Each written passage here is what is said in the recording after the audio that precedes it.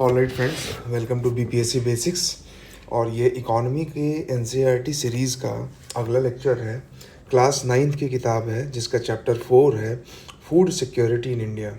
अगर आप ध्यान से देखेंगे पीवाईक्यू को तो फूड सिक्योरिटी से यूपीएससी के जीएस पेपर 3 में सवाल आता है। अगर आप ध्यान से देखेंगे स्टेट सर्विसेज के प्रीलिम्स के क्वेश्चन को या मेंस के क्वेश्चन को, तो आपसे MSP, PDS, integrated child development scheme और इस तरह के बाकी स्कीम से सवाल पूछे जाते हैं। तो बेसिकली क्या है कि फूड सिक्योरिटी को फूड प्रोडक्शन से फूड सिक्योर होने तक का जो कहानी है, फूड सिक्योरिटी का मतलब क्या होता है, ज़रूरत क्या है, और जब ये फूड सिक्योरिटी नहीं था तब क्या कंडीशन होता था, इन सब चीज़ों को अगर आप ठीक से समझ लेंगे तो न केवल प्रीलिम्स न केवल मेंस के जीएस पेपर का बल्कि आपको ऐसे पेपर को लिखने में भी बहुत आसानी होगी।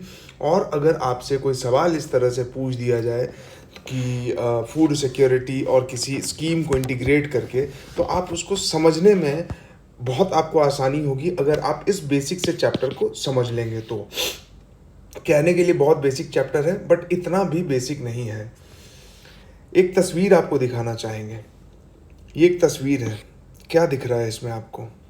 ये ये ये who are they are not only hungry, they are मतलब इनका हड्डी, इनका मांस सब कुछ खत्म हो रहा है धीरे धीरे। क्यों?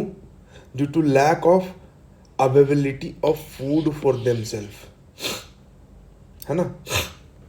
अब आपसे अगर पूछा जाए कि ये स्थिति क्यों हुआ है, तो हो सकता है कि आप में से बहुत सारे लोग बोलेंगे कि ये इसलिए हुआ है कि हो सकता है कि उस साल फूड प्रोडक्शन बहुत कम रहा हो, फूड प्रोडक्शन हुआ ही ना हो, किसी वजह से पूरा क्रॉप फेलियर हो गया हो और अनाज नहीं रहा हो मार्केट में, लोगों तक नहीं पहुंच पाया हो, है ना। बट फूड इनसिक्योरिटी का जो एंगल है वो सिर्फ प्रोडक्शन ऑफ फूड ग्रेन तक ही नहीं है कि फूड ग्रेन का प्रोडक्शन अगर हो गया तो हम फूड सिक्योर हो गए, सिर्फ यहीं तक नहीं है। वही इस चैप्टर में भी हम लोग समझेंगे और साथ ही साथ हम लोग डिस्कस करेंगे कि फेमाइन क्या होता है, उसका डेफिनेशन देखेंगे और 21st सेंचुरी में फेमाइन का क्या मतलब है। जब बीपीएससी में आप पे एग्रीकल्चर पे सवाल आता है तो वहाँ आप इस चीज़ को इंटीग्रेट करके लिख सकते हैं। जब आपसे यूपीएससी के जीएस 3 में सवाल पूछा जाए तो वहाँ आप लिख सकते हैं। अमर्त्य सेन का कॉन्सेप्ट है एंटाइटलमेंट फेलियर, है ना। 1980s के बाद से फैमाइन को, फूड इनसिक्योरिटी को किस तरह से इनलार्ज किया गया, उसका स्कोप पहले कैसे नैरो था और उसको इनलार्ज किया गया, वो हम लोग इस पेज में देखेंगे, है ना। इसके बाद हम लोग देखेंगे, ये थोड़ा आगे हो गया है, पीछे कर लेते हैं इसको, हाँ ये पेज था। इसके बाद हम लोग देखेंगे थोड़ा बंगाल फैमाइन के बारे में जो 1943 में हुआ था, ठीक है। तो क्विट इंडिया मूवमेंट अपन पढ़ते हैं जो 1942 में हुआ और उसके बाद 1943 में बंगाल में फैमाइन होता है। उसका कारण क्या है ना। क्या कारण है कि लोग इस तरह से ये इस स्थिति में, इस हालात में पहुंच गए थे और 21st सेंचुरी में अफ्रीकन नेशन में ये स्थिति बनी हुई है। तो यूनाइटेड नेशन उसके लिए क्या कर रहा है और तब आपको समझ में आएगा कि सस्टेनेबल डेवलपमेंट गोल में हंगर को क्यों रखा गया है, जीरो हंगर क्यों किया गया है ना। इसके बाद कालाहांडी का एक छोटा सा केस स्टडी है, तो इसको समझेंगे। और उसके बाद फूड इनसिक्योर का मतलब क्या होता है ये भी यहाँ पे पूरा बताया गया है।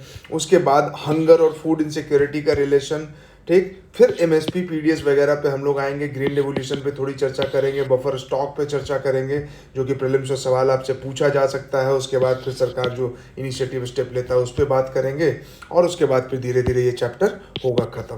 तो अगर ये चैप्टर आपको समझ में आ जाए ना तो आपको समझ में आ जाएगा एमएसपी का कॉन्सेप्ट, आपको समझ में आएगा कि पीडीएस क्यों लाया गया, आपको समझ में आएगा कि फूड फॉर वर्क स्कीम क्यों चालू किया जाता है, आपको ये समझ में आएगा कि गोदामों में अनाज होने के बावजूद लोग भूखे क्यों मरते थे, आपको ये समझ में आएगा कि एक वो दौर था जिस समय इंडियन सिनेमा में काला बाजार टाइप का मूवी बनता था। ये मूवीज़ क्यों बनता था?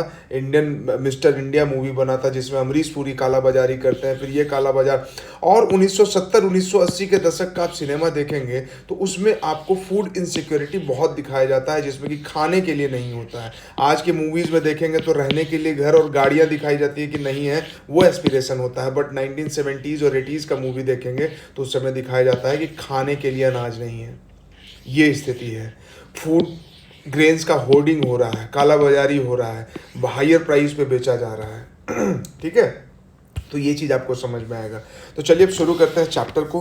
फूड सिक्योरिटी का मतलब क्या होता है? सबसे पहला ही लाइन में आपको बता दिया गया है। And I am damn sure कि जो लोग यूपीएससी की तैयारी करते हैं और जिन्होंने इवन की 1-2 मेंस दे रखा है, अगर उनसे पूछा जाएगा ना तो 70-80% लोग इसका डेफिनेशन नहीं बता पाएंगे कि फूड सिक्योरिटी का डेफिनेशन क्या है। जबकि food security GS paper 3 UPSC का एक्सक्लूसिव पॉइंट है कि आपको पढ़ना ही है इसको। उसके बावजूद क्यों?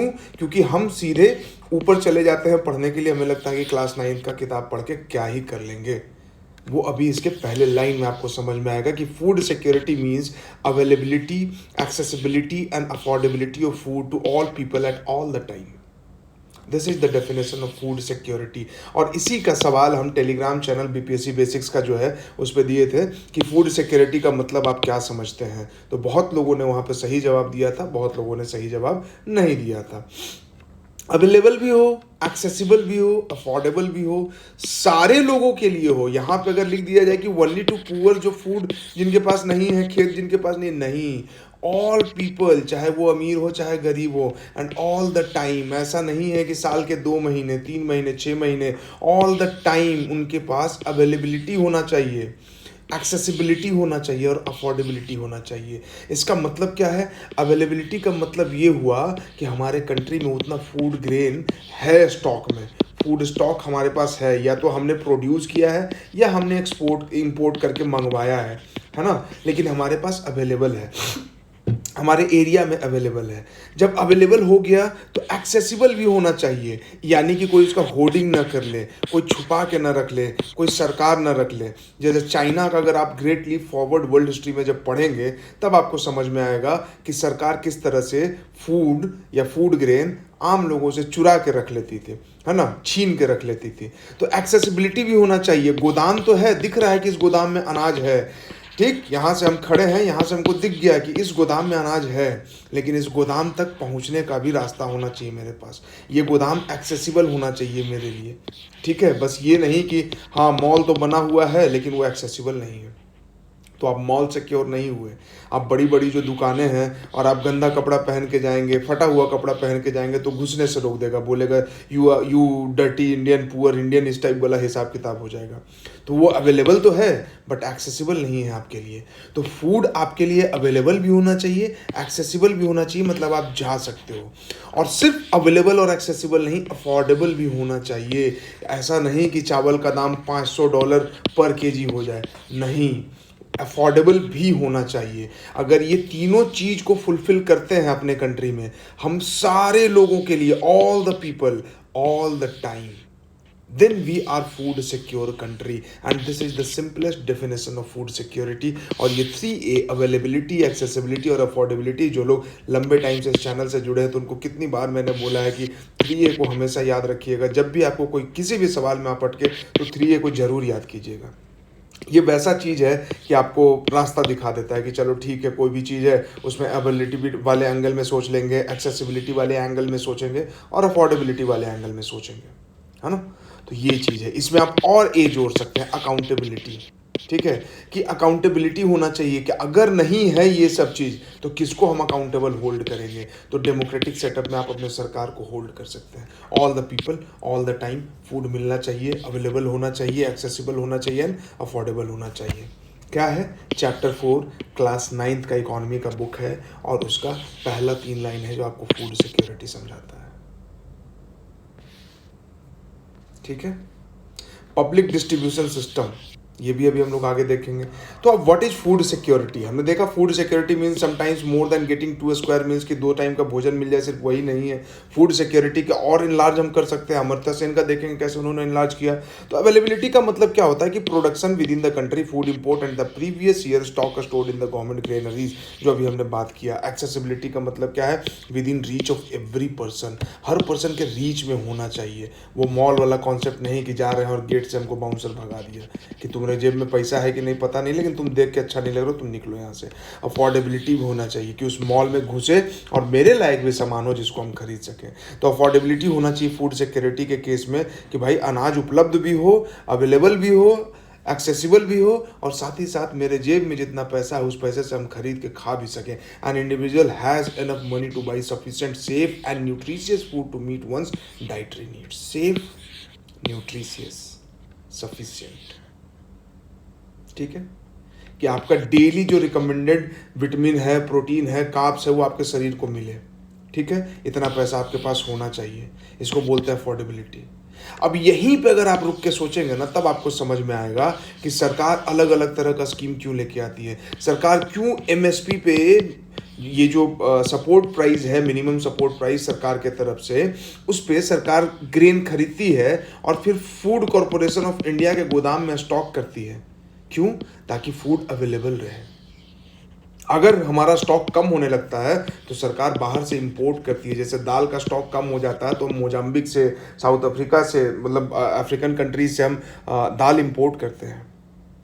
उसके बाद एक्सेसिबिलिटी पे आएंगे, तब आपको समझ में आएगा कि सरकार क्यों quota, ration, fair price shop या पीडीएस शॉप बनाती है कि आपके लिए एक्सेसिबल हो, आपके आसपास, आपके घर के, आपके मोहल्ले में।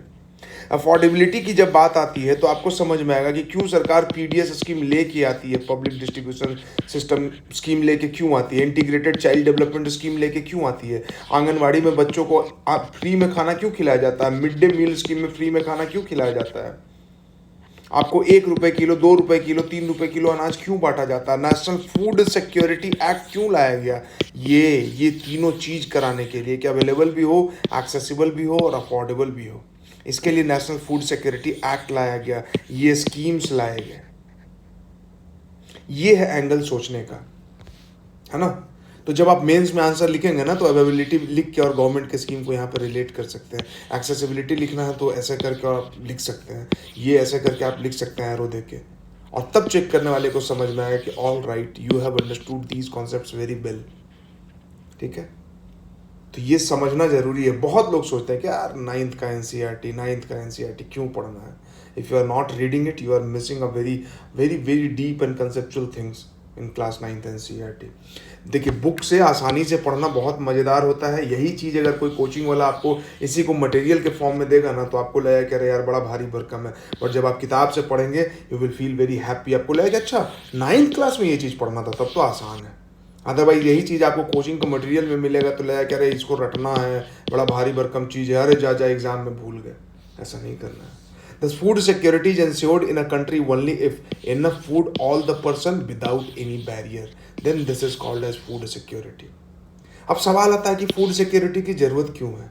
आप सोचेंगे कि आपके पास तो खाने के लिए भाई जब मन करता है पिज़्ज़ा ऑर्डर कर लेते हैं, जब मन करता है बर्गर ऑर्डर कर लेते हैं। आपके पास खाने की कोई दिक्कत नहीं है। गांव में आपके पास 20 बीघे, 25 बीघे, 30 बीघे ज़मीन है आपके घर पे। आपके घर में तो हमेशा अनाज स्टॉक करके रखा हुआ रहता है, आप अनाज बेचते हैं मार्केट में। Then why we are talking about food security? We are talking about food security because our country have gone through these phases.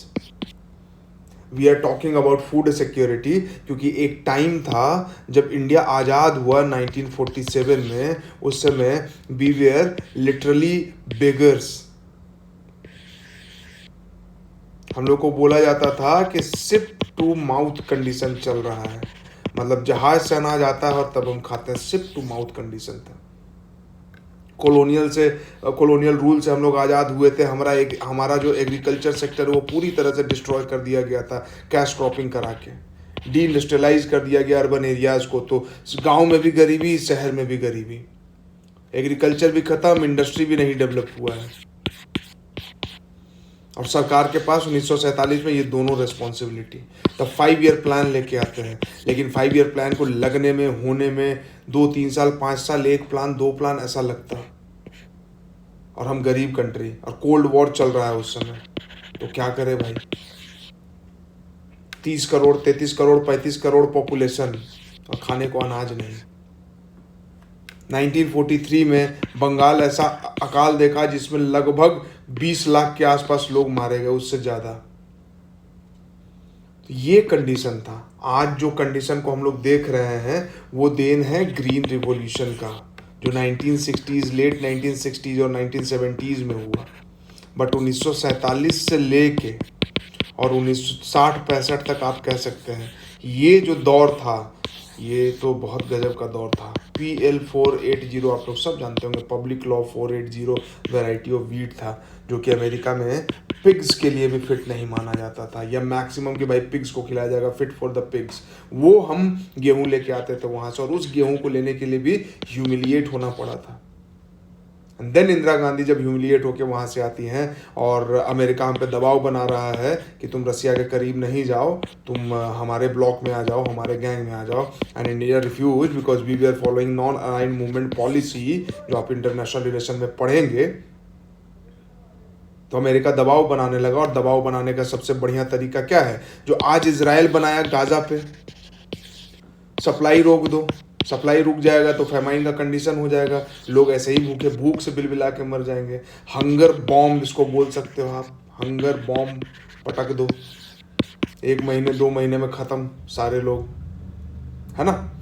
तो कुछ ऐसा ही हंगर बॉम्ब हम लोग पे पटकने की कोशिश की गई। But thanks to our leadership of that time, their visionary leadership, their capability, कि भाई हम इस कंडीशन में भी ग्रीन रिवोल्यूशन टाइप का स्कीम लेके आते हैं, ग्रीन रिवोल्यूशन टाइप का इनिशिएटिव लेके आते हैं, और उसका देन है कि हम लोग फूड सरप्लस होते हैं।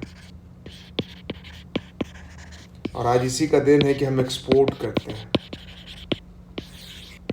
और तब बीपीएससी में या किसी भी स्टेट पीसीएस में आपसे पूछा जाता है कि राइस उपजाने में इंडिया का कौन सा स्थान है, वीट उपजाने में कौन सा स्थान है। ऐसे ही नहीं पूछा जाता है, इसलिए पूछा जाता है कि भाई हम तो उस बुरे हालत से इस दौर में आए हैं, तो हमको ये बात पता होना चाहिए कि हम प्रोडक्शन के मामले में कहाँ पहुँचे हैं। And that's why they ask that what is the ranking of India in production of rice. This is the reason.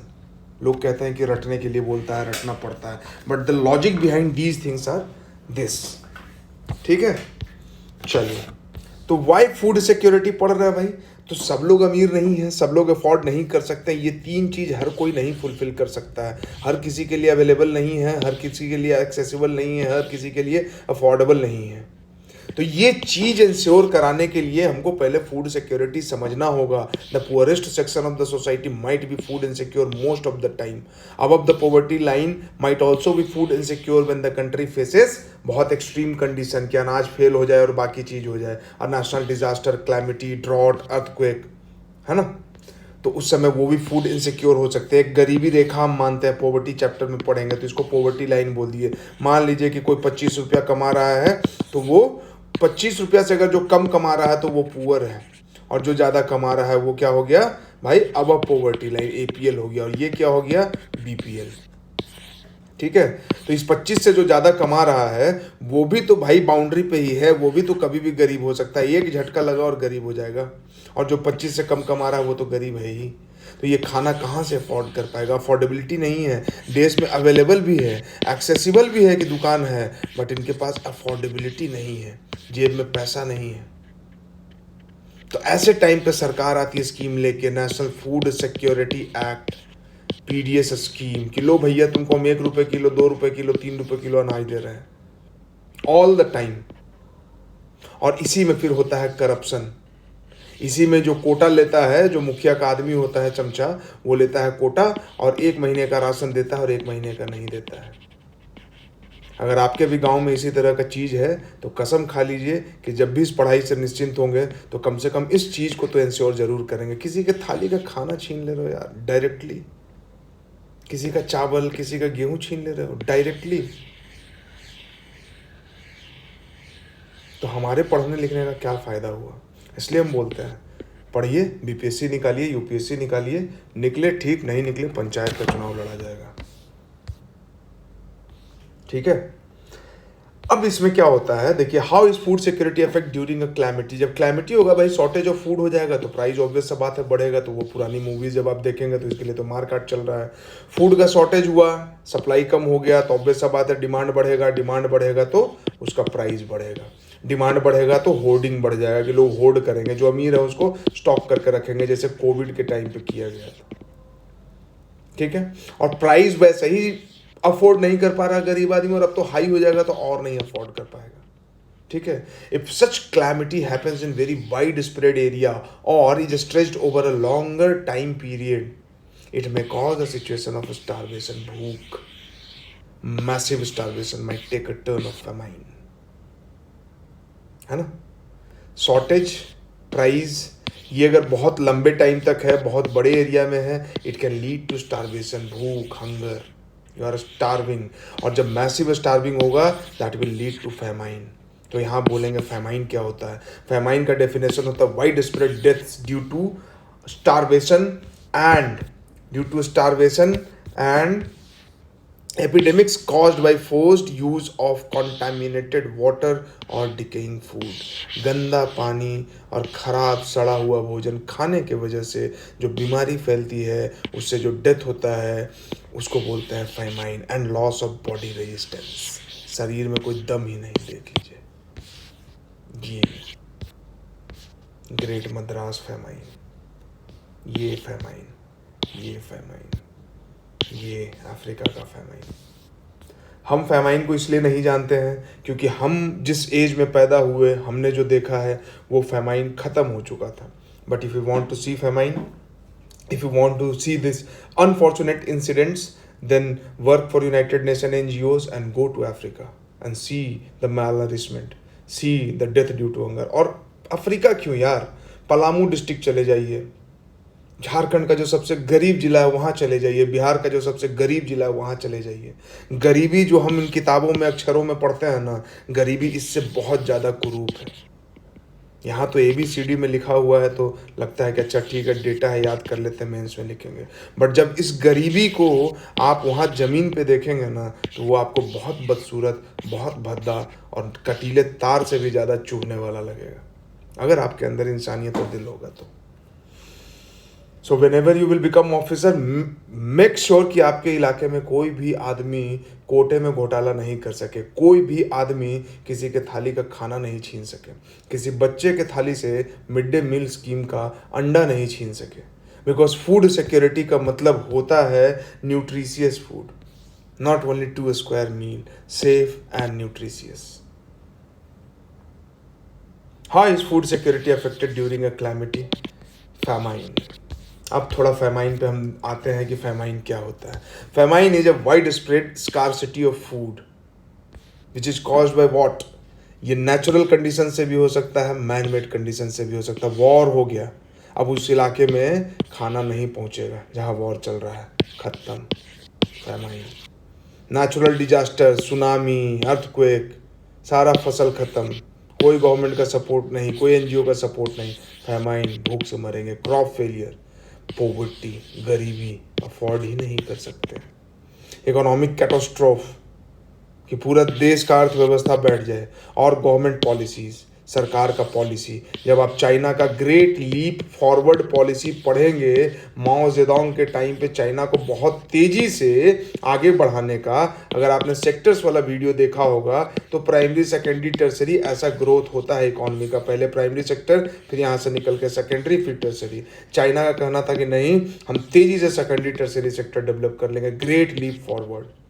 और इसके लिए एग्रीकल्चर कलेक्टिव्स तैयार किया गया, धीरे धीरे धीरे धीरे प्राइवेट फार्मिंग को ख़त्म कर दिया गया और रूरल एरियाज़ को क्या बनाया गया, supplier of food grain for urban areas. Famine हो गया, great Chinese famine. And since China is a communist country, तो प्रेस कोई आज़ादी नहीं, कोई डेटा नहीं छप रहा है, दुनिया को पता ही नहीं चला। दुनिया को बाद में पता चला, और वो भी कितने लोग मरे हैं उसका डेटा आज तक डिबेटेड है, कंट्रोवर्शियल है ना। तो ये गवर्नमेंट के पॉलिसी की वजह से हो सकता है। मान लीजिए कि कोई सरकार चाहता है, जैसे अफ्रीका में होता है कि दो कम्युनिटी A और B रह रहे हैं, A की सरकार है, मेजॉरिटी कम्युनिटी है, तो ये कम्युनिटी B पे एट्रोसिटीज़ करती है, और B पे एट्रोसिटीज़ करके इसको एकदम पुश कर देती है बॉर्डर एरियाज पे। ठीक है, जहाँ पे कि क्या हो जाता है, खाने के लिए इनके पास अनाज नहीं रहता है, ठीक है।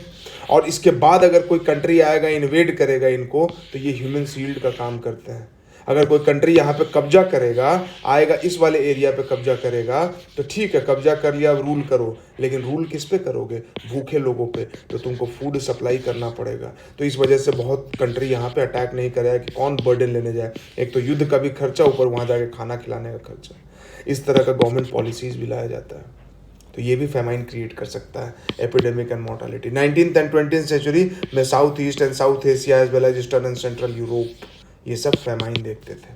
लेकिन 1970 के बाद से फेमाइन का नंबर एकदम कम हो गया। क्यों? क्योंकि एग्रीकल्चर में रिवॉल्यूशन, एक तरह से आप कह सकते हैं साइंटिफिक रिवॉल्यूशन हुआ, हाई यील्ड वेराइटी सीड्स का यूज़ होना, केमिकल फर्टिलाइजर्स का यूज़ होना, मशीन इम्प्लीमेंट्स का यूज़ होना, स्किल्ड और सेमी स्किल्ड लेबर्स का यूज़ होना, कॉरपोरेट फार्मिंग होना, है ना, बड़े एरिया पे खेती करना, मल्टीपल क्रॉपिंग करना कि एक साल में एक ही ज़मीन पे 2 3 4 फसल उपजा रहे हैं। तो इन सब के वजह से हमारे पास इनफ फूड ग्रेन स्टॉक हो गया। और इन सब के अलावा गवर्नमेंट के तरफ से पॉलिसी, क्योंकि हमारी सरकार जो है वो डेमोक्रेटिक गवर्नमेंट है, हमारी सरकार को डीपीएसपी के हिसाब से चलना पड़ता है, हमारी सरकार को फंडामेंटल राइट के हिसाब से चलना पड़ता है, ठीक है।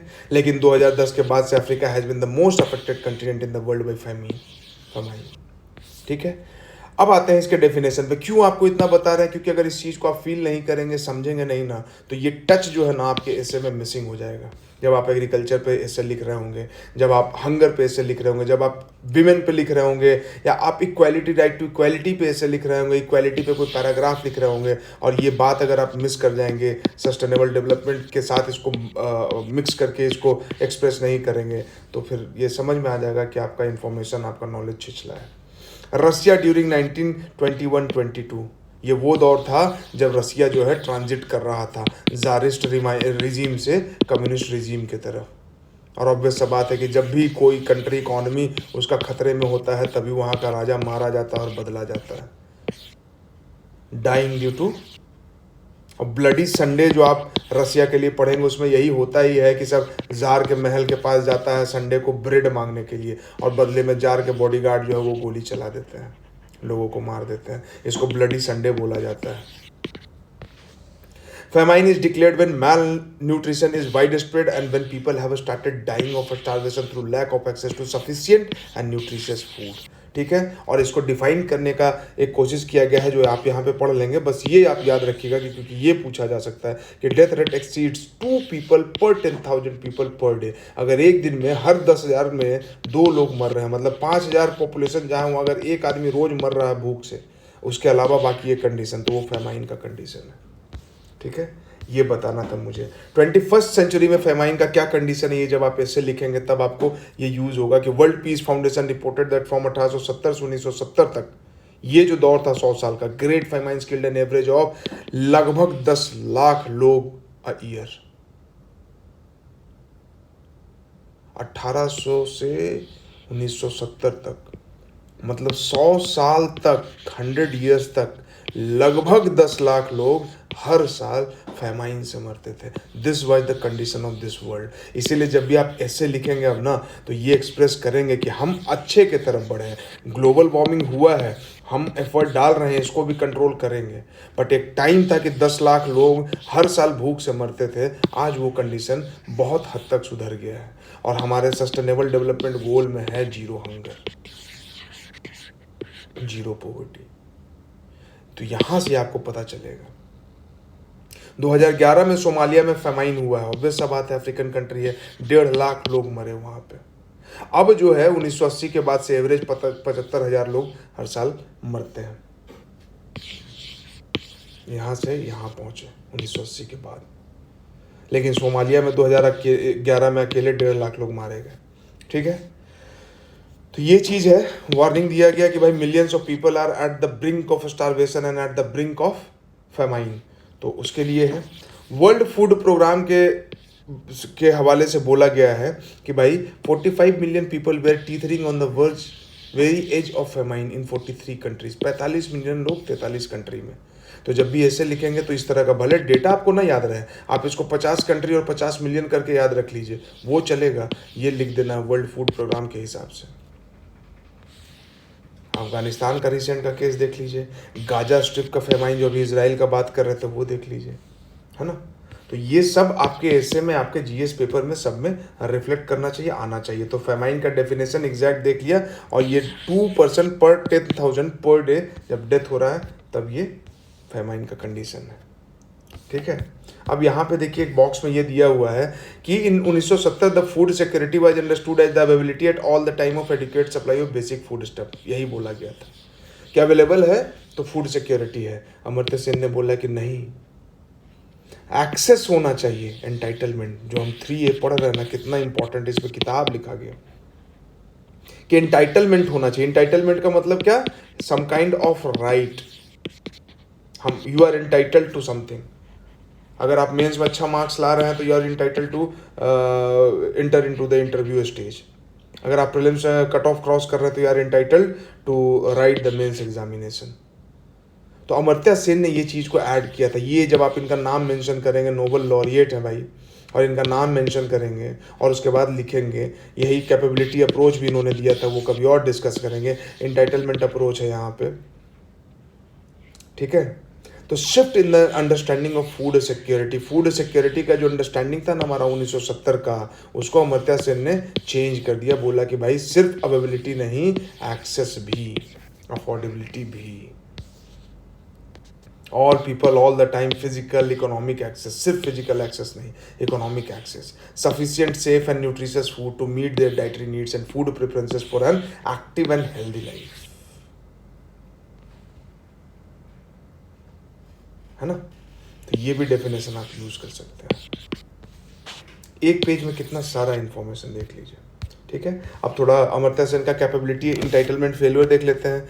इन late 20th century the work of the Indian economist Amartya Sen, वो अपना किताब लिखते हैं पॉवर्टी एंड फेमाइन। इस किताब का आप हवाला दे सकते हैं कि पॉवर्टी एंड फेमाइन, पूछते हैं ना कि ऐसे में बुक लिखना है क्या, ये लिखिए ना, in poverty and famine, Amartya Sen. जब भी आप गरीबी के बारे में लिखें, जरूरी नहीं कि फेमाइन के बारे में लिखेंगे तब भी, तो इनके बारे में लिखिए कि कैसे समझाया इन्होंने।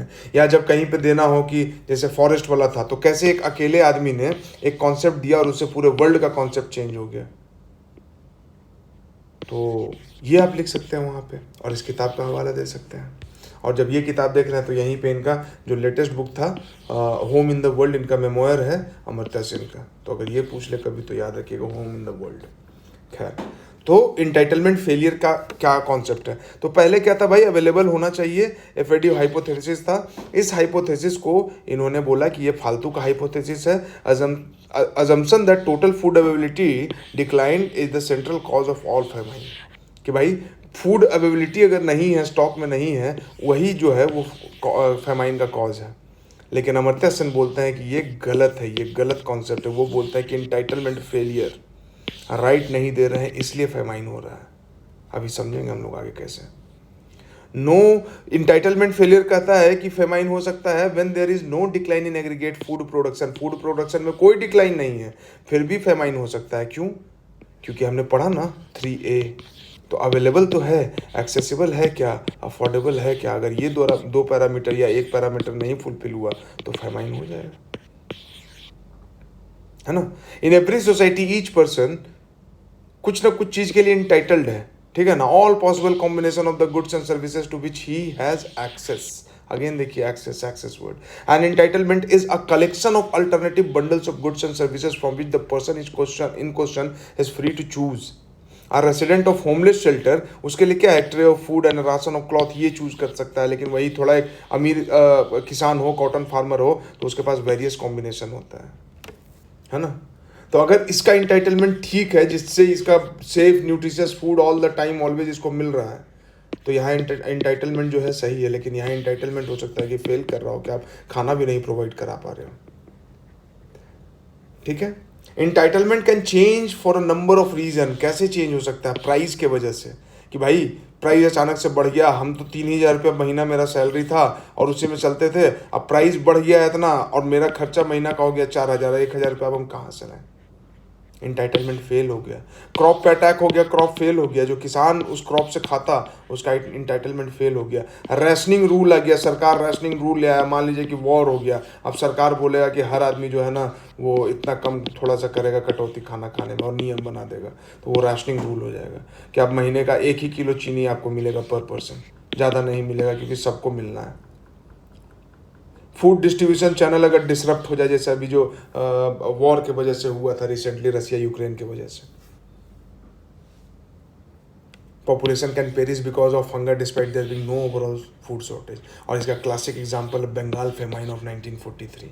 और अब आप इसको लिंक कर सकते हैं क्विट इंडिया मूवमेंट 1942 और इंटेंसिफाई कैसे हुआ, तो उस समय आज़ादी के लिए और जोर कैसे पकड़ा कि भाई बंगाल में फेमाइन हो रहा है, और क्यों हो रहा है, सेकेंड वर्ल्ड वॉर चल रहा था और उसके कारण सरकार जो है फूड स्टॉक कर रही है अपने सोल्जर्स और आर्मीज के लिए, तो पब्लिक गुस्साया, बोला कि अरे ये तो फूड है हमारे पास फिर भी भूखे मर रहे हैं, और खाली गांव के लोग मर रहे हैं, कलकत्ता में नहीं हो रहा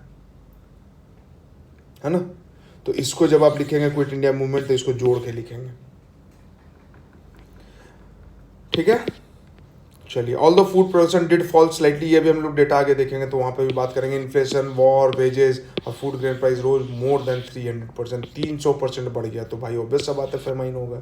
तो बताइए, फूड तो यहाँ पे अवेलेबल है लेकिन क्यों नहीं हो पा रहा है कि वेज नहीं बढ़ा है और इन्फ्लेशन बढ़ रहा है वॉर के कारण, फूड का प्राइस 300% बढ़ गया है, तो अवेलेबल है फिर भी हम अफोर्ड नहीं कर पा रहे हैं, ठीक है। अब पॉलिसी का क्या रोल होता है, तो Bangladesh famine of 1974 rationing system की वजह से हुआ। क्यों?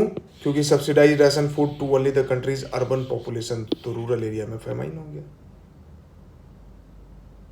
वो जो बॉर्डर वाला कॉन्सेप्ट बताया अफ्रीका में वो मिलता है, चाइना का ग्रेट लीप फॉरवर्ड है वो मिलता है, इथोपिया में फेमाइन हुआ 1973। ये सब याद करने का जरूरत नहीं है आपको, बट समझने की चीज़ है कि countries overall food productivity did not decline, लेकिन वही सरकार का पॉलिसी, लड़ाई करना, वॉर पे जाना, तो फूड का राशनिंग होगा। पॉलिटिकल सिस्टम, अब पॉलिटिकल सिस्टम में अमर्त्य सेन कहते हैं कि democratic system serves as a natural bulwark against famine, अगर आपका डेमोक्रेसी है तो फेमाइन का अगेंस्ट जो है ना वो बुलवर्क है। और इसीलिए बोलता है कि देखिए चाइना में जो है कम्युनिस्ट गवर्नमेंट था, तो इसलिए वहाँ कंपेयर करके बताया गया कि कैसे वहाँ पे फेमाइन हुआ। इन अ डेमोक्रेटिक सिस्टम क्या होगा भाई, आपका प्रेस फ्री रहेगा, सरकार को वोट चाहिए, अगर वोट नहीं मिला तो पावर से बाहर चला जाएगा, जनता वोट कब करेगी, जब उसका पेट भरा रहेगा। अब समझ में आया पीडीएस स्कीम कितना ज़रूरी है, अब समझ में आया कि एमजी नरेगा कितना ज़रूरी है। फ्री प्रेस अगर नहीं मिलेगा तो फ्री प्रेस में बातें छपेंगी, तो इसलिए फ्री प्रेस बहुत ज़रूरी है, चौथा स्तंभ ऑफ दिस लोकतंत्र। वो जब छापेगा लोग को पता चलेगा कि अरे भूख से लोग मर रहे हैं, ये सबके आत्मा को हिला देता है जब कोई भूख से मरता है तो इसलिए डेमोक्रेसी में फैमान नहीं हुआ, क्योंकि सरकार जो है एकदम से ध्यान रखती है, टेक केयर करती है, ठीक है। कहीं पे भी ड्राउट हो गया, सूखा हो गया, तुरंत सरकार वहाँ पे किसान का कर्ज माफ़ कर देती है, तुरंत वहाँ पे पानी भेज देती है, तुरंत अनाज वहाँ पे पहुँचाया जाता है, सब चीज़ किया जाता है। लेकिन चाइना में ये सब नहीं था, कम्युनिस्ट गवर्नमेंट था, सेंसरशिप था, प्रेस पे छाप नहीं सकते हो, तो आज तक नहीं पता चला कि कितने लोग मरे हैं, है ना। In most famine only a small proportion of death are the direct result of starvation. Famine में जो डेथ होता है रिजल्ट ऑफ स्टारवेशन कम है, and result due to disease ज़्यादा है। कॉलरा, मलेरिया, स्मॉल पॉक्स, गंदा खाना खाना, गंदा पानी पी लेना, मजबूरी में क्या करेगा आदमी, एक आदमी को फैला कंटामिनेटेड वाटर पी के, अब वो भाई कंटेजियस डिजीज़ है, वो इन्फेक्शियस डिजीज़ है, कम्युनिकेबल डिजीज़ है, तो एक फैमिली मेम्बर से दूसरे मेम्बर तक, दूसरे से तीसरे तक, फिर पूरे परिवार में, फिर आसपास के लोगों में फैल जाएगा। और उतने हमारे पास ह्यूमन रिसोर्स, उतने डॉक्टर नहीं है, गड़बड़, कहानी ख़त्म। तो प्रिवेंशन और कंट्रोल कैसे होगा, प्रिवेंशन एंड कंट्रोल ऐसे होगा कि कुछ लोग का कहना है कि मार्केट को खुली छूट दे दीजिए तो वो अपना प्राइस डिमांड सप्लाई के हिसाब से लाएगा। अमर्त्य सेन बोलता है कि ये गलत फिलॉसफी है। दूसरा बोलता है कि पूरी तरह से सरकार के कंट्रोल में रहना चाहिए, उससे होगा। अमर्त्य सेन बोलते हैं ये भी पूरी तरह से गलत फिलॉसफी है। उनका कहना बीच का रास्ता होना चाहिए, मार्केट को फ्रीडम होना चाहिए, लेकिन साथ ही साथ गवर्नमेंट भी इंटरवीन करते रहे, प्राइस को मैनेज करते रहे। और तब आपको समझ में आएगा कि कैसे हमारे यहाँ राइस, वीट हो तो अगर उसका प्राइस बहुत बढ़ने लगता है तो गवर्नमेंट इंटरवीन करती है। कैसे इंटरवीन करती है, स्टॉक में जो राइस है, स्टॉक में जो वीट है, जो उसने एमएसपी पे खरीदा है, सरकार मार्केट में छोड़ना शुरू करती है। तो जो डिमांड बढ़ा हुआ था और सप्लाई कम था तो उसको मैनेज करती है और सप्लाई बढ़ाती है और डिमांड और सप्लाई को बैलेंस में लाती है, तो प्राइस फिर से बैलेंस्ड हो जाता है। ये रीज़न होता है गवर्नमेंट इंटरवेंशन का। तो हम इसी फिलॉसफी पे चल रहे हैं, ठीक है। तो ये इंटाइटलमेंट अप्रोच था अमर्त्य सेन का। इनका 2 किताब था, पॉवर्टी एंड फेमाइन और होम इन द वर्ल्ड। ये किताब आप याद रखिएगा, ठीक है। चलिए, फेमाइन भी देख लिया, इनका इंटाइटलमेंट अप्रोच भी देख लिया, ठीक है। Famine of Bengal. अब यहाँ पे डेटा देखिए, 1939 प्रोडक्शन कितना हुआ 79 लाख टन, टोटल अवेलेबल कितना है 83 लाख टन, इंपोर्ट भी हुआ था 4 लाख टन, ठीक है। 1943 कितना है 76, अवेलेबल कितना है 79, इंपोर्ट भी हुआ 3, ठीक है।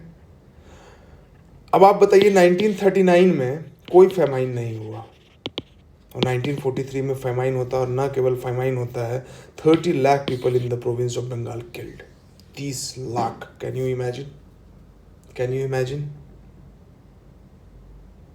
Your heart will tremble with pain when you will imagine 30 lakh people dying due to poverty, dying due to diseases, और रोड पे पड़े हुए, इधर उधर पड़े हुए, जलाने के लिए लकड़ी नहीं है, उनकी लाशें सड़ रही हैं, है ना।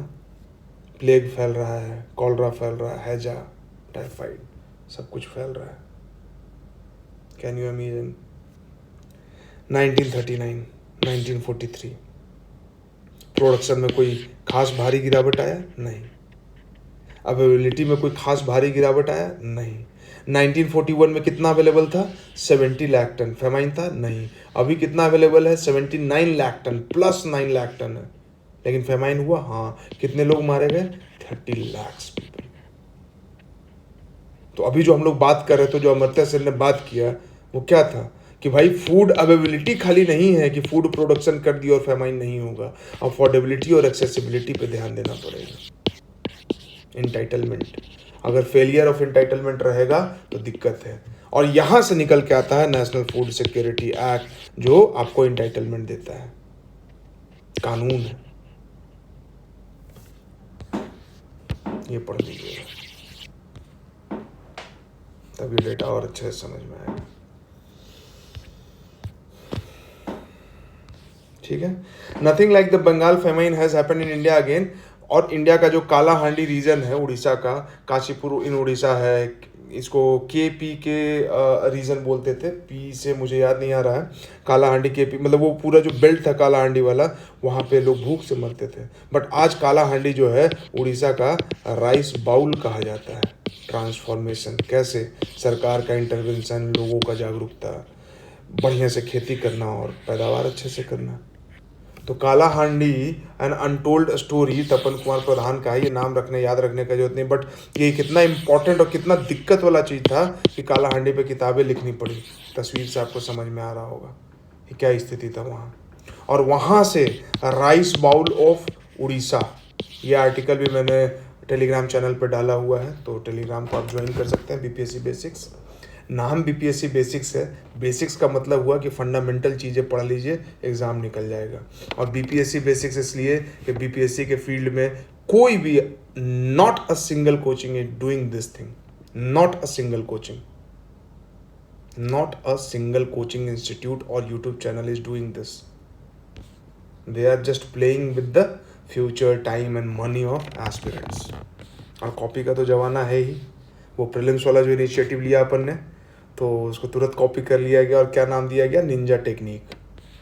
And people are watching that, people are watching that, and they are not coming to BPSC basics as they should have come here, ठीक है। खैर, who are food insecure?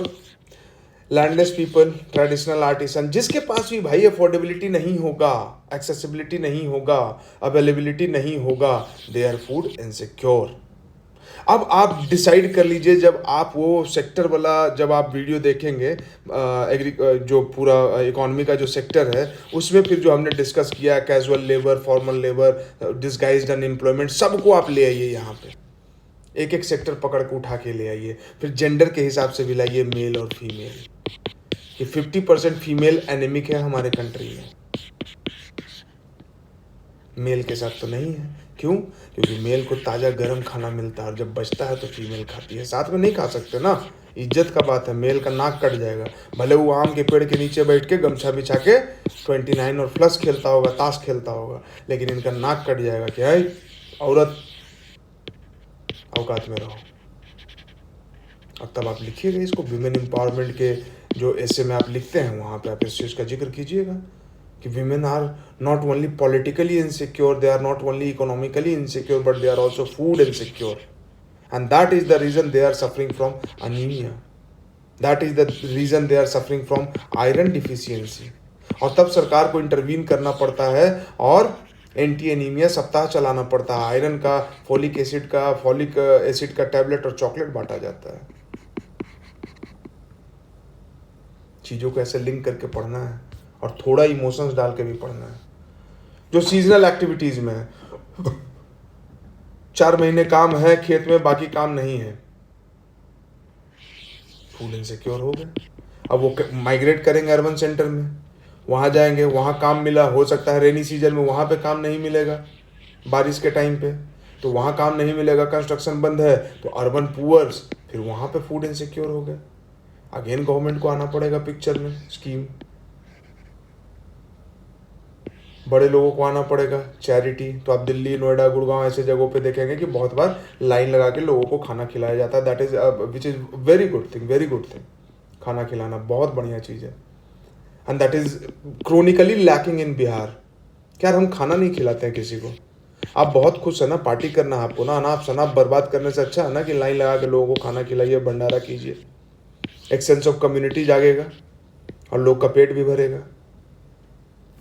But नहीं, अभी तो बिहार में जिनके पास ज़मीन है तो कट्ठा, 2 कट्ठा, 5 कट्ठा बेच के फॉर्चूनर और बिल्डिंग बनाने में लगे हुए हैं, ये दिखाने में कि थारा भाई जोगिंदर फॉर्चूनर पे चला था। ठीक है, सीजनल अनएम्प्लॉयमेंट होता है एग्रीकल्चर में, डिस्गाइज्ड अनएम्प्लॉयमेंट है, दे आर फूड इनसिक्योर।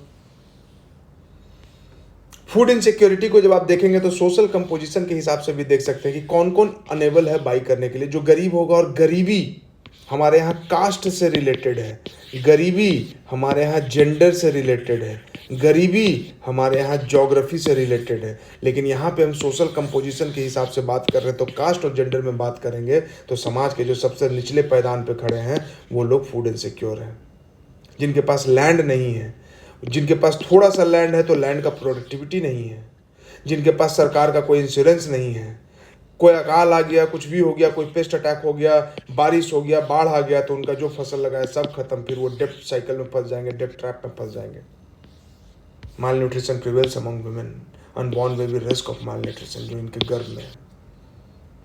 तो सोसाइटी का एक इसका जो फूड इनसिक्योरिटी का एंगल है, अगर कभी आपको लिखना रहे तो सिर्फ आप इसको उस तरह से नहीं लिखेंगे एग्रीकल्चर के प्रोडक्शन से, सोसाइटी के कंपोजिशन के हिसाब से भी लिखेंगे। और वहाँ बायसनेस आपको नहीं दिखना चाहिए, और बायसनेस लाइफ में भी नहीं होना चाहिए।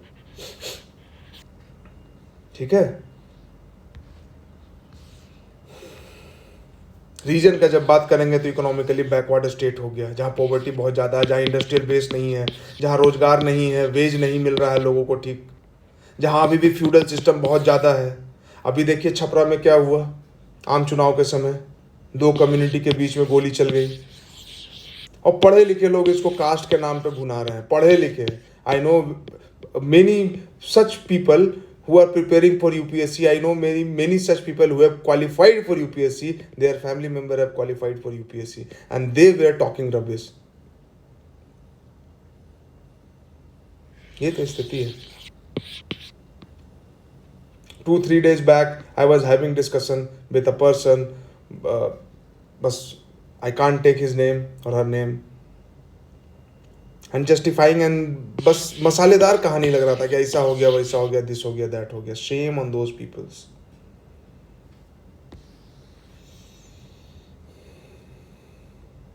How they qualified this prestigious UPSC exam. Again वही ARC में जो बोला जाता है, wrong selection. So please I am requesting all of you कि आप रॉन्ग सिलेक्शन बन के मत जाना। आप इन सब चीज़ों को समझो, और इसको जब तक आप नहीं तोड़ोगे तो ये सोसाइटी, ये समाज, ये इकॉनमी अच्छा नहीं होगा, गरीबी भूखमरी हमारे देश से ख़त्म नहीं होगा। So be a part of that system जो कि थोड़ा चेंज लाना चाहता है। और आप चेंज क्या लाएंगे? पीडीएस को अच्छा से इम्प्लीमेंट करा दीजिए ना अपने इलाके में, बस चेंज आ जाएगा, खाना मिल जाएगा, और स्कूल के एजुकेशन को ठीक कर दीजिए। बाकी कुछ नहीं करना है कि नेता का करप्शन खत्म कर देंगे, ये वो दिस दैट, नहीं, ये कर दीजिए ना। खाना मिल गया, हेल्थ मिल जाएगा, एजुकेशन मिल जाएगा, उसका बाद स्किल डेवलप करेगा, एम्प्लॉयड हो जाएगा, एक जनरेशन में हमारे देश की कहानी बदल जाएगी। एक बिहार को बदलना है, 10 से 15 साल में बिहार का पूरा तकदीर बदल जाएगा। For that matter any backward state can change their fortune, can change their destiny in 10 to 15 years. You have to work relentlessly for 10 to 15 years, providing health, providing education and providing a skill. These three things. ये combination deadly combination bro, deadly, चीर फाड़ के रख देगा। Industry सब बाद में लगाएंगे। ये अगर मिल गया तो इंडस्ट्री तो अपने आप आएगा। Skilled labour, educated labour, healthy labour, industry अपने आप आएगा। अपने आप पटना नोएडा बन जाएगा, अपने आप मुजफ्फरपुर गुड़गांव बन जाएगा, अपने आप मुंगेर पुणे बन जाएगा।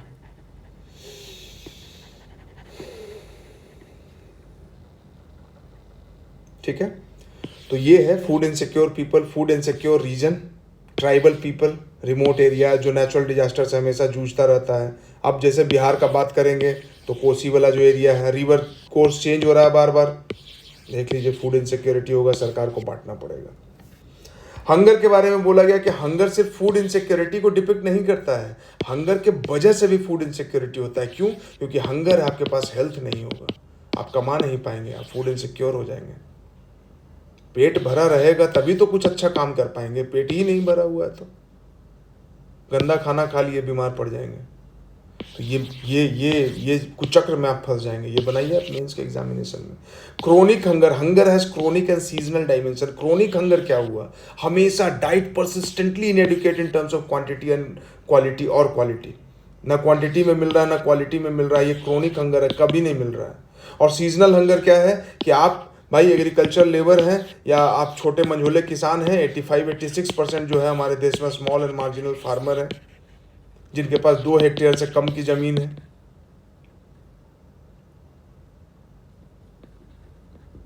तो लीन सीजन जब आता है, जब खेती नहीं हो रहा, तो ये क्या करेंगे? इनके पास अनाज नहीं है, काम नहीं है, वेज नहीं है, सीजनल हंगर हो गया। जो अर्बन एरियाज में कंस्ट्रक्शन सेक्टर में काम कर रहे हैं, उनको काम नहीं मिला, क्या हो गया? बारिश हो गया, कंस्ट्रक्शन बंद हो गया। कोई नेचुरल डिजास्टर हो गया, 6 महीना के लिए कंस्ट्रक्शन बंद हो गया। कोई सरकार में केस हो गया, सरकार चेंज हो गया, प्रोजेक्ट बंद हो गया, काम नहीं मिल रहा 2 महीना के लिए, क्या हो गया? Seasonal hunger, periodic hunger.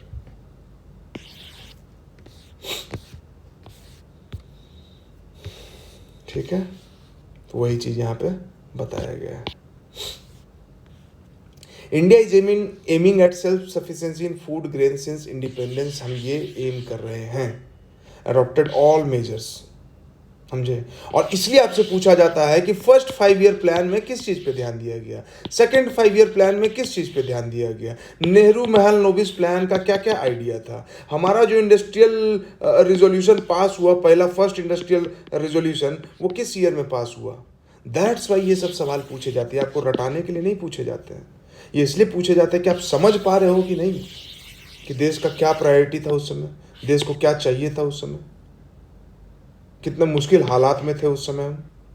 क्या आप समझ पाते हो कि नहीं, या फिर आप जी न्यूज़ और रिपब्लिक न्यूज़ और कौन कौन सा न्यूज़ है और एनडीटीवी है और ये वो देख के सिर्फ ओपिनियन बना रहे हो, या आप वाकई में पढ़ते हो, आप समझते हो, सर्च करते हो, डेटाज देखते हो, आप रिसर्च करते हो और समझ पाते हो ऑथेंटिक सोर्सेस पढ़ के कि हमारा कंट्री कहाँ से कहाँ पहुँचा है।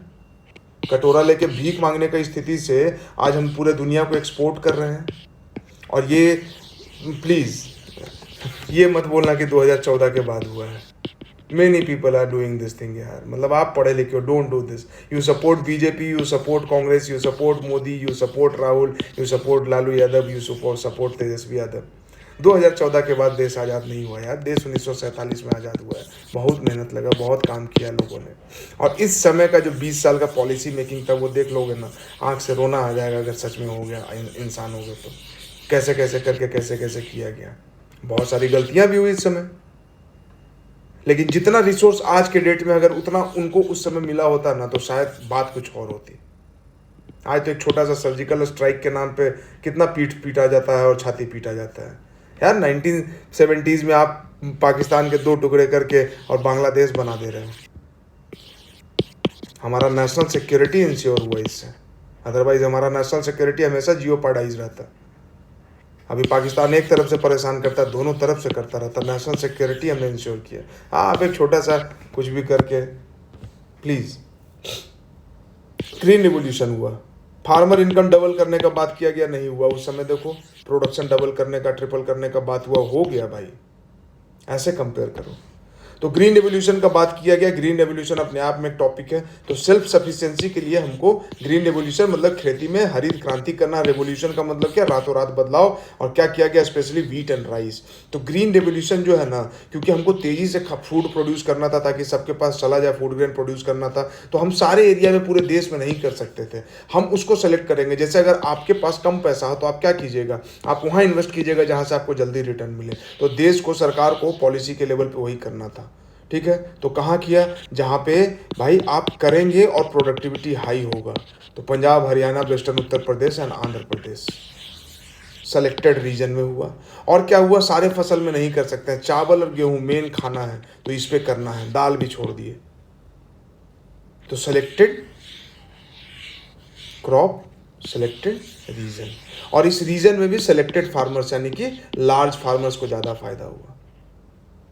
तो प्रोडक्शन तो बहुत तेज़ी से बढ़ा, बट यही चीज़ इसका नेगेटिविटी है कि बिहार में नहीं हुआ, बंगाल में नहीं हुआ। तो आज हम डिमांड करते हैं कि एवरग्रीन रिवोल्यूशन होना चाहिए।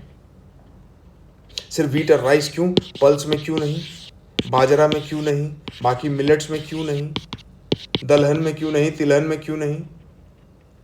ठीक है, तो आज इस चीज़ के बारे में बात करते हैं।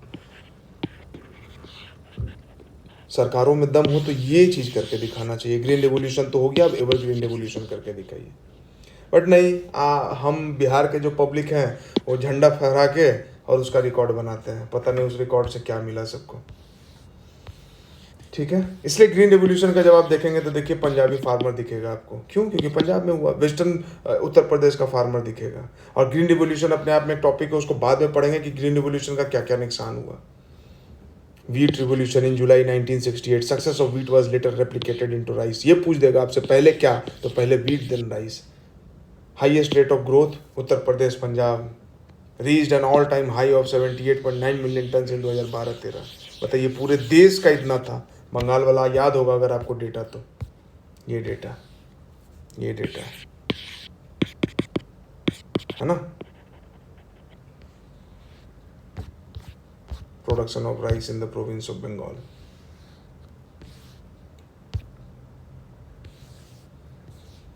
Food security in India, advent of green revolution in the early 70s, the country has avoided famine even during adverse weather condition। जब ये हो गया तो उसके बाद एडवर्स वेदर कंडीशन में भी हमने फेमाइन को किया है। क्यों, क्योंकि इसके वजह से हमारे पास अवेलेबिलिटी काफ़ी है। तो जैसे ही कंडीशन खराब होता है तो एक्सेसिबल और अफोर्डेबल हम सब बना देते हैं, और अब तो खैर ही है। India has become self sufficient in last 30 years. Variety of crop, availability सब कुछ है, हम एक्सपोर्ट भी कर रहे हैं। ठीक है, बफर स्टॉक पीडीएस से। बफर स्टॉक क्या होता है, तो buffer stock is the stock of food grains namely wheat and rice procured by the government through food corporation of India. FCI government का एजेंसी है जो फूड प्रोक्योर करती है। किससे, फार्मर से करती है। फार्मर क्या करता है, एमएसपी पे सेल करता है। किसको, फूड कॉर्पोरेशन ऑफ इंडिया को। फूड कॉर्पोरेशन ऑफ इंडिया क्या करती है, उसको गोडाउंस में रखती है। उस गोडाउन से अनाज कहाँ जाता है, सरप्लस स्टेट से डेफिसिट स्टेट में जाता है। उस गोडाउन से अनाज कहाँ जाता है, जो सरप्लस स्टेट, जो जहाँ पे जिस गोडाउन में ये स्टॉक्ड है, उस गोडाउन से जो पीडीएस शॉप होता है जहाँ से डिस्ट्रीब्यूट करना है कोटा वाला, उसके पास जाता है और वहाँ से लोगों को डिस्ट्रीब्यूट किया जाता है। तो इसलिए बफर स्टॉक बना के रखा जाता है कि एक आइडियल स्टॉक बना के रखना है कि 2-3 साल अगर फसल का नुकसान भी हो गया तो सरकार जो है संभाल लेगी, फेमाइन नहीं होने देगी, है ना। प्री अनाउंस प्राइस होता है जिसको मिनिमम सपोर्ट प्राइस बोलते हैं।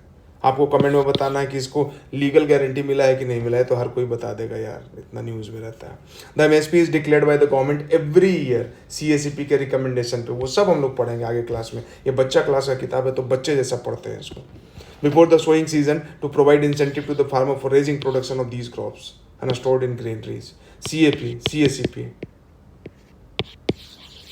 कमिटी है, वो रिकमेंड करती है एमएसपी अलग अलग चीज़ कैलकुलेट करके। स्वामीनाथन कमीशन का कुछ रिकमेंडेशन था, तो ये पूछा जा सकता है। ये आपके लिए मेंस के लिए भी इंपॉर्टेंट है और प्रीलिम्स के लिए भी इंपॉर्टेंट है। Distributed food grain in the deficit area and among the poor strata of society at a price lower than the market price, also known as issue price, है ना। जो इशू प्राइस है, जो market price है, उससे भी कम price में बेचा जाता है। कहाँ? डेफिसिट एरिया में और पुअर स्ट्राटा ऑफ सोसाइटी में। Public distribution system, food procured by the FCI is distributed through ration shops, public distribution system. और इसलिए पीडीएस रिफॉर्म के बारे में आप पढ़ते हैं, यूपीएससी में बार बार सवाल आता है, बार बार आपको लिखना होता है कि कौन सा स्टेट अच्छा किया है। बिहार में अच्छा पीडीएस रिफॉर्म हुआ है, छत्तीसगढ़ में अच्छा हुआ है, कूपन सिस्टम कर दिया है, बारकोड सिस्टम कर दिया, आधार इनेबल्ड है ना, ताकि ये लोग चोरी नहीं कर सके, मक्कारी नहीं कर सके, लेकिन फिर भी करते हैं। घोस्ट बेनिफिशियरीज, डुप्लीकेशन, ये सब कुछ करते हैं। तो ये सब लिखना है आपने को। The introduction of rationing in India date back to 1940। Rationing की सरकार जो है ना वही कर रहा है कि एक परिवार को एक महीने में 2 किलो चीनी मिलेगा, 5 लीटर ही का राशन तेल मिलेगा। क्यों? क्योंकि सबको तो बांटना है ना। तो बंगाल फेमाइन के बैकड्रॉप में राशनिंग तो उसी समय से है। Revived in the wake of an acute food shortage during the 1960s prior to the green revolution. Rationing करना पड़ गया था, ये कंडीशन था हमारा। तभी तो शास्त्री जी बोलते हैं कि एक टाइम का मील स्किप कीजिए। As reported by the NSSO, in the mid 1970s, three important food intervention program were introduced. क्या क्या? PDS, food for work and ICDS. ये बच्चों वाला, आंगनवाड़ी वाला, ये पीडीएस आप जान रहे हो, और फूड फॉर वर्क, काम करो अनाज मिलेगा। पॉवर्टी एलिवेशन प्रोग्राम, ये सब बेसिक चीज़ें अगर इसको आप नहीं समझेंगे ना तो आपका मेंस का अंडरस्टैंडिंग नहीं डेवलप होगा, आपका आंसर रिफ्लेक्ट करेगा कि आप रट के आए हो। National food security act 2013, enable the people to live a life with dignity, article 21। Under this act, 75% of rural population and 50% of urban population have been categorized as eligible household for food security. Act बनाया हमने parliament के द्वारा। क्यों? अभी Amartya Sen entitlement failure वाला में पढ़ा हमने कि भाई सरकार को वोट चाहिए, भूख लगा रहेगा तो कोई वोट नहीं करेगा, तो पब्लिक वोट तभी करेगा जब पेट भरा रहे, और तभी वो पार्टी खेल भी पाएगा। तो डेमोक्रेसी में फेमाइन होना मुश्किल है। क्यों? क्योंकि हम चाइना नहीं है। क्यों? क्योंकि हम ग्रेट लीप फॉरवर्ड नहीं कर रहे हैं। और अच्छा हुआ कि नहीं किया हमने ग्रेट लीप फॉरवर्ड। करते 50 लाख लोग मरते और उसके बदले में थोड़ा सा हमको ग्रोथ रेट मिल जाता, तो क्या होता उससे? ठीक है। तो पीडीएस का करंट हम लोग देखेंगे, अभी पहले इसको पढ़ लेते हैं। पीडीएस एमएसपी, इस पे अलग से डिस्कशन करेंगे। इकोनॉमी में तो डिस्कशन करना ही है, पूरा खत्म करना है, ताकि आपका प्रीलिम्स और मेंस सब कुछ कवर हो इसमें, है ना। तो इसको तो करना ही है डिस्कस। काफ़ी सारा रिफॉर्म हुआ। पहले पीडीएस यूनिवर्सल था, यूनिवर्सल में हुआ भाई कि जिसको नहीं भी चाहिए वो भी ले रहा है, जो अमीर है वो भी ले रहा है। तो क्या हुआ? रिवैम्ड पीडीएस स्कीम लाया गया, फिर टारगेटेड पीडीएस स्कीम लाया गया। ये टारगेट किया गया poor in all the areas, कि पुअर को टारगेट करना है। तब एपीएल और बीपीएल का कॉन्सेप्ट आया, है ना, कि पुअर को अलग रेट पे और नॉन पुअर को अलग रेट पे मिलेगा। फिर भी मिल सबको रहा था। ठीक है। 2 स्पेशल स्कीम्स लॉन्च, अंत्योदय अन्न योजना और अन्नपूर्णा स्कीम। अब ये स्कीम्स का नाम चेंज हो गया है। ठीक है। तो इसलिए ये स्कीम्स, ये सब कुछ इतना इम्पॉर्टेंट है ना। 1 रुपया, 2 रुपये, 3 रुपये किलो, 35 kg, 25 kg पर family. The PDS has prove to be the most efficient instrument in stabilising the price, making food available at affordable price. देख रहे हो, price, availability, affordability, averting wide spread hunger and famine, food from surplus region to deficit 1, PDS के through जा रहा है। क्यों? क्योंकि सरकार ले रही है एमएसपी पे लेके एफसीआई के गोदाम में, और वहाँ से जो डेफिसिट स्टेट है वहाँ पहुँचाया जाता है। इसका क्रिटिसिज्म भी है। Hunger are prevalent despite overflowing granaries. क्या हमारे देश में लोग भूखे नहीं मर रहे हैं जबकि हमारे पास सरप्लस स्टॉक है? तो इसका अलग क्रिटिसिज्म है। तो डिस्ट्रीब्यूशन के लेवल पे, गवर्नेंस के लेवल पे वो हमारा फेलियर है ना। अब यहीं से आता, देखिए ये राइस का ग्राफ है, ये वीट का ग्राफ है। अब कोई आपसे पूछ दे कि राइस का प्रोडक्शन कंसिस्टेंटली बढ़ा है, वीट का प्रोडक्शन कंसिस्टेंटली बढ़ा है, कंसिस्टेंटली कैसे बढ़ सकता है भाई? किसी एक ईयर में 1-2-5 किलो तो कम हुआ होगा, है ना? तो इस तरह का प्रीलिम्स से आपसे सवाल पूछे तो समझ लीजिए कि कंसिस्टेंटली स्ट्रीटली ये नहीं हो सकता है। सब्सिडी क्या होता है? Subsidy given by government make to a producer to supplement the market price of a commodity. Subsidies can keep consumer price low while maintaining a high income for domestic producer. Producer को दिया जाता है subsidy के रूप में पैसा दिया जा सकता है, कैश या काइंड दोनों दिया जा सकता है, गवर्नमेंट देता है। किस लिए? कि भाई अगर नहीं देंगे तो फिर क्या होगा, मान लीजिए ये जो चावल उपजाया तो उसी चावल से पूरा अपना रिटर्न लेगा, तो चावल बेचेगा 50 रुपये के जी और कोई इसको अफोर्ड नहीं कर पाएगा। तो सरकार बोला तुम 50 रुपये के जी मत बेचो, तो ये बोला क्यों नहीं बेचेंगे, हमको इलेक्ट्रिसिटी में 10 रुपये पर के जी खर्चा हो जाता है, 10 रुपया बाकी हमको माल ढोने बाकी चीज़ में खर्चा हुआ, 10 रुपया खाद बिजली ये सब में खर्चा हुआ। सरकार और 10 रुपया हम प्रॉफिट नहीं कमाएंगे क्या? सरकार ने बोला एक काम करो, बिजली तुमको आधे रेट पे दिए, फर्टिलाइजर तुमको आधे रेट पे दिए, ट्रांसपोर्टेशन में भी तुमको हम सब्सिडी दे रहे हैं, डीजल की राशन में सब्सिडी दे रहे हैं।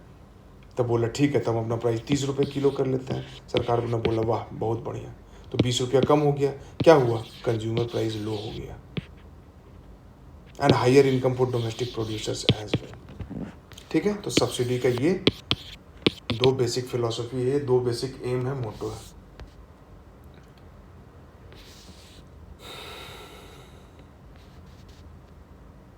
अब ये सब क्रिटिसिज्म है पीडीएस का और बफर स्टॉक का कि हाई कैरिंग कॉस्ट होता है, वेस्टेज भी हो रहा है, डेटोरिएशन भी हो रहा है, सड़ता है, चूहा खा जाता है अनाज, ये वो सब कुछ। तो एमएसपी को रैशनलाइज करने का ज़रूरत है, लेकिन ये पॉलिटिकली इतना सेंसिटिव चीज़ है कि इसको सरकार टच करेगी तो वोट बैंक गड़बड़ हो जाएगा पंजाब हरियाणा में, तो सरकार डायरेक्टली टच नहीं करती है। फार्म रिफॉर्म बिल आया तो उसको लेकर प्रोटेस्ट हुआ है, तो एमएसपी पे लेकिन बात करने की ज़रूरत है। तो अगर डायरेक्टली नहीं रिफॉर्म कर रहे हैं तो एक काम कर दे रहे हैं कि मार्केट को ओपन कर दे रहे हैं, ई नैम वगैरह लेके आ रहे हैं कि उससे थोड़ा सा रिफॉर्म का एक मूड बने पूरे देश में, है ना? तो ये सब क्रिटिसिज्म पीडीएस का और ये सब बाकी चीज़ का है जो हम अपने नोट्स से आपको पढ़ाएंगे, जो नोट्स सब चीज़ को मिला के बनाए गए अच्छे अच्छे सोर्सेज से। ठीक है, the procurement is concentrated in some region और मेनली ऑफ टू क्रॉप। ये एमएसपी का बहुत बड़ा लूप होल है और इसके वजह से इन्वायरमेंट का डिग्रेडेशन हो रहा है, फार्मर्स का प्रॉब्लम हो रहा है कि स्मॉल लार्जर फार्मर जो हैं इस रीजन में पंजाब हरियाणा में बस उनको फ़ायदा हो रहा है, मार्जिनल फार्मर को नहीं फ़ायदा हो रहा है, बिहार के किसान को नहीं फ़ायदा हो रहा है। और मेनली टू क्रॉप्स में राइस एंड वीट। तो जो जहाँ जिस कोने में राइस वीट नहीं उपज रहा है, जो प्लेटू एरिया है, जो सीरियल्स जो मिलेट उग जाते हैं, तो उनको तो एमएसपी का फ़ायदा नहीं होगा, है ना? तो ये इसलिए ध्यान देने की ज़रूरत है। तो आजकल देख रहे होंगे आपके मिलेट का बहुत जोर शोर से प्रचार किया जा रहा है। ठीक है, 2022 को मिलेट ईयर भी घोषित किया गया था यूनाइटेड नेशन के द्वारा, ताकि वो किसान, एक तो कि हमारे हेल्थ के लिए अच्छा और किसानों को भी इनकम मिलेगा। ठीक है, तो ये चीज़ है। Role of cooperatives in food security. Southern and Western setup shop to sell low price good to poor people. तो ये कोऑपरेटिव है और इसका successful example mother dairy Delhi का और अमूल जो है गुजरात का, है ना? कोऑपरेटिव बना के कितना सक्सेस किया। तो ये कहानी बताने की ज़रूरत तो है नहीं कि छोटे छोटे किसान आके जमा हुए और अपना अपना 2-2 किलो 3-3 किलो दूध जमा किए, तो दूध का एक स्केल बन गया। एक एक किसान रहता तो कम दूध रहता है, सारा किसान जमा हो गया गांव का तो बहुत बड़ा अमाउंट ऑफ दूध हो गया, 5 ट्रक 10 ट्रक। अब जब इसको बेचेंगे तो हमको बार्गेनिंग पावर रहेगा, तो ज़्यादा प्रॉफिट होगा। जब ज़्यादा प्रॉफिट होगा तो उसको इन्वेस्ट करेंगे और गाय खरीदेंगे, तो ये 1 ट्रक की जगह 2 ट्रक हो जाएगा। धीरे धीरे करके अपना फैक्ट्री बना लेंगे, फिर फैक्ट्री से हम प्रोड्यूस करने लगेंगे, दूध का पैकेट देने लगे, फिर दही बनाने लगे, फिर छाछ बनाने लगे, फिर मिल्क का पाउडर बनाने लगे। तो ये कोऑपरेटिव धीरे धीरे इतना ग्रो कर गया कि मज़ा आ गया। और इसलिए कोऑपरेटिव जो है वो फिर कॉन्स्टिट्यूशन अमेंडमेंट करके कॉन्स्टिट्यूशन में ऐड किया गया है। आप बताएंगे कमेंट सेक्शन में कि कोऑपरेटिव्स को कौन सा संशोधन करके ऐड किया गया है। ग्रेन बैंक का कॉन्सेप्ट कितना शानदार जबरदस्त है। जैसे बैंक होता है ना, तो सेल्फ हेल्प ग्रुप का जब भी आप एग्जांपल देंगे ग्रेन बैंक का देंगे वहाँ पे एग्जांपल कि भाई जैसे हम लोग बैंक का क्या कॉन्सेप्ट है कि आप लोग अपना अपना सेविंग, हम लोग सब अपना अपना सेविंग बैंक में डालते हैं। ठीक है, तो सब 100 रुपये जमा किया तो बैंक में 400 हो गया जमा। अब किसी को 300 का जरूरत है लोन लेने का तो वो ले सकता है, बदले में फिर वो थोड़ा इंटरेस्ट के साथ जमा करेगा। यही सेम कॉन्सेप्ट ग्रेन बैंक में है। जिस इलाके में अनाज की कमी है, क्या किए, 2-2 किलो हम हर महीने ग्रेन बैंक में जमा कर रहे हैं, तो साल में हम 25 किलो दिए। अगर इस तरह से 100 लोग कर रहे हैं तो साल में 25 किलो, तो कितना हो गया, 2500 किलो ग्रेन जमा हो गया। अब मान लीजिए कि अगले साल किसी का खेत में कोई इशू हो गया और उसको अनाज नहीं मिला, तो क्या करेगा वो, इस ग्रेन बैंक से ग्रेन लोन लेगा और अपना पेट भरेगा। मान लीजिए किसी के घर में शादी है, उसको सबको खिलाना है बाराती को, क्या करेगा, ग्रेन बैंक से लोन लेगा और सबको खाना खिला लेगा। बदले में जब ये इतना ग्रेन वापस करेगा कि 100 किलो लिया, तो बदले में इंटरेस्ट देगा, और वो भी फूड ग्रेन के रूप में, कि 100 किलो है तो 5 किलो एक्स्ट्रा देगा। इस तरह से ग्रेन बैंक का कॉन्सेप्ट चला और ये यूपी में बहुत बहुत बहुत सक्सेसफुल रहा है। तो इस तरह का इनिशिएटिव्स जो है, जब आप विमेन एम्पावरमेंट का बात करते हैं तो ग्रेन बैंक का बात कर सकते हैं, विमेन लेड ग्रेन बैंक। जब आप विमेन एम्पावरमेंट का बात करते हैं तो सेल्फ हेल्प ग्रुप का बात कर सकते हैं, माइक्रो फाइनेंसिंग बैंकिंग का सिस्टम का बात कर सकते हैं, और एग्जाम्पल में जीविका भी दे सकते हैं, और बांग्लादेश का माइक्रो फाइनेंसिंग भी बोल सकते हैं, ग्रामीण बैंक के बारे में, ग्रेन बैंक के बारे में बोल सकते हैं। तो ये सब चीज़ें हैं जिसको आप डिस्कस कर सकते हो। छोटा सा चैप्टर है, उसको पढ़ के काफ़ी कुछ सीखने के लिए और काफ़ी कुछ समझने के लिए मिलता है, बनता है। तो आई होप कि आपको मज़ा आया होगा। अगर मज़ा आया है तो देन एन्जॉय और कंटिन्यू रखिए। ये सीरीज़ कंटिन्यू रहेगा, 9th का ख़त्म होगा, 10th का चलेगा। 10th का सेक्टर वाला वीडियो ऑलरेडी डला हुआ है, उसके अलावा बाकी डिस्कस होगा। उसके बाद Indian economic development class 11th का जो एनसीईआरटी वो डिस्कस करेंगे। फिर मैक्रो इकोनॉमी का जो कॉन्सेप्ट है वो डिस्कस करेंगे, जैसे बैलेंस ऑफ ट्रेड हो गया, फिस्कल डेफिसिट हो गया, प्राइमरी फिस्कल डेफिसिट हो गया, जीडीपी कैसे कैलकुलेट करते हैं, जीडीपी डिफलेटर क्या होता है, नेशनल इनकम अकाउंटिंग कैसे होता है, ठीक है, बैलेंस ऑफ पेमेंट क्राइसिस क्या होता है, ये सब कुछ जो प्रीलिम्स में आता है वो डिस्कस करेंगे। Inflation, hyper inflation, insolvency, bankruptcy, फिर जो करंट में चीज़ें आई हुई हैं उसको डिस्कस करेंगे, ताकि आपके लिए कंक्रीट और कंप्लीट एक अंडरस्टैंडिंग आपका डेवलप हो कि आप मेंस का भी एग्जाम दें तो बखूबी अच्छे से आप दे पाएँ। तो I hope you enjoyed. Signing off, BPSC basics. Thank you very much.